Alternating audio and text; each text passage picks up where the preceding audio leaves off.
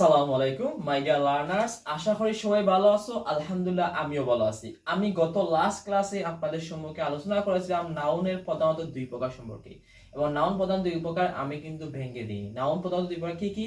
Concrete noun এবং another one is abstract noun. আজকে আমরা জানবো কংক্রিট নাউন কাকে বলে এবং কংক্রিট নাউনের এক্সাম্পল। এই আজকে দেখা যায় বোর্ডে কি লিখে রাখছি, কংক্রিট নাউন ইন্দ্রিয়গাহ বিশেষ্য। কংক্রিট নাউন শব্দ হচ্ছে ইন্দ্রিয়গাহ বিশেষ্য বা অস্তিত্ববাচক বিশেষ্য। কাকে বলে?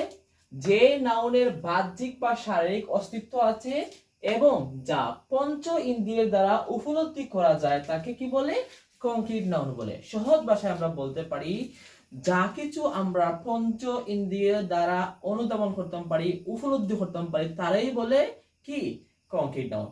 দেখা যায়, ধরা যায়, ছোঁয়া যায়, স্বাদ আস্বাদন করা যায়, একেই বলে কংক্রিট নাউন। এবার আসা যাক এক্সাম্পলের দিকে। দেখা যায় কি এক্সাম্পল লিখে রাখছি বোর্ডে, যেমন ব্যক্তিবাচক, হিউম্যান, স্টুডেন্ট, টিচার, মানুষ, ছাত্র ছাত্রী, শিক্ষক, এইগুলো হচ্ছে অস্তিত্ববাচক। এগুলো আমরা দেখতেও পারি এবং তাদের অস্তিত্ব বিদ্যমান, তাদের এগুলো হচ্ছে পার্সন, ব্যক্তিবাচক।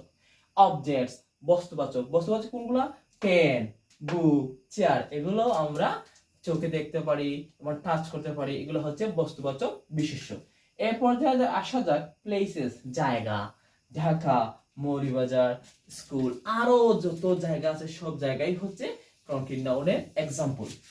অ্যানাদার ওয়ান হচ্ছে অ্যানিমালস, প্রাণীবাচক, ডগ, বার্ড, ক্যাট, এগুলো হচ্ছে বস্তুবাচক বিশেষ্য। এবং লাস্ট ওয়ান আমি লিখে রাখছি কি? সাবস্টেন্স, পদার্থবাচক। কি?